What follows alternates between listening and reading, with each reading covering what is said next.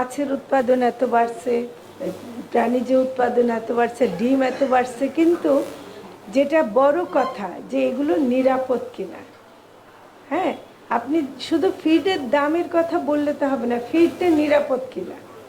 ফিডগুলো যেগুলো আসছে সেগুলো আমাদের এর মধ্যে যেগুলো আছে অ্যান্টিবায়োটিক আছে, কোনোটাতে নানা রকম ওষুধ মিশানো আছে, তো সেগুলো আমরা নিরাপদ খাদ্যের মধ্যে এটা একটা খুব গুরুত্বপূর্ণ বিষয়। এবং এটা যেন মৎস্যজীবীদের প্রতি আমার এবং খামারিদের প্রতি আমার অনুরোধ যে তাৎক্ষণিক লাভের আশায় যে কোনো কিছু দিয়ে উৎপাদন বাড়াতে চাইবেন না, দয়া করে। এটা কিন্তু খুবই ক্ষতি হবে, কারণ এতে ভবিষ্যতে চাষ করা মাছ মানে খামারিদের জিনিস কেউ খাবে না।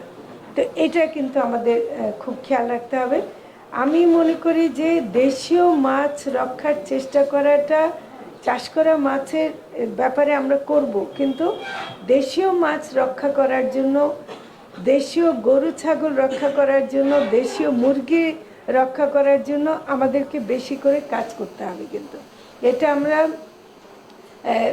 যত ভুলে যাচ্ছি তত কিন্তু ক্ষতি হচ্ছে। ঠিক কৃষিতে দেখেন, আমাদের কিন্তু অনেক জাতের ধান ছিল, অনেক স্থানীয় জাতের ফসল ছিল, এখন সব চলে গিয়ে ইরি ধান ছাড়া, আমরা ইরির বাইরে কিছু নম্বরি ধান ছাড়া কিছু জানি না। তেমনি কিন্তু গরু বলতে যদি ফ্রিজিয়ান বুঝি, গরু বলতে যদি শাহিওয়াল বুঝি, অথচ আমাদের কত জাতের, যেটা আপনি খুব সুন্দর করে আমাদের এক বোন বলেছেন যে এটা করতে গিয়ে যে আমরা দেশীয় জাত হারাচ্ছি, এটা কিন্তু ভয়াবহ। শুধু আর্টিফিশিয়াল ইনসেমিনেশনের সমস্যা টেকনিক্যাল সায়েন্টিফিক সমস্যা হিসাবে আমি দেখতে চাই না।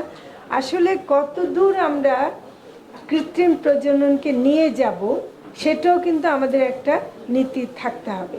এটা কিন্তু আমরা একটু নীতির বাইরে চলে যাচ্ছি, এবং এটা কিন্তু শুধু খামারি বুঝলো কি বুঝলো না তার মধ্যে না, আপনারা যারা মানে বিজ্ঞানী আছেন বা ডাক্তার আছেন তাদেরকেও কিন্তু শুধুমাত্র আর্টিফিশিয়াল ইনসেমিনেশন বাড়ানোর দিকে না গিয়ে কি করে আমরা দেশীয় জাতসহ রক্ষা করে মানে আমাদের প্রাণী সম্পদ করতে পারি সেটা একটু দেখতে হবে। তো আমার দিক থেকে এটা একটা অনুরোধ থাকলো যে আমরা যেন এটা করি। এবং আমার ওই প্রস্তাবটা খুবই মনোপুত হয়েছে, যেটা অনেকে দিয়েছেন, সেটা হলো যে আমরা খামারিদেরকে তথ্যগুলো দেওয়ার জন্য দরকার হলে ইউনিয়ন পর্যায়ে মিটিং করা, যেটা সবুজ সাহেব বললেন, এবং আমরা যেটা আপনারা অনেকে প্রস্তাব দিয়েছেন, এক্ষেত্রে স্কুলের শিক্ষক থেকে শুরু করে আমাদের যে ইউনিয়ন পর্যায়ে যারা নেতৃত্বে আছেন,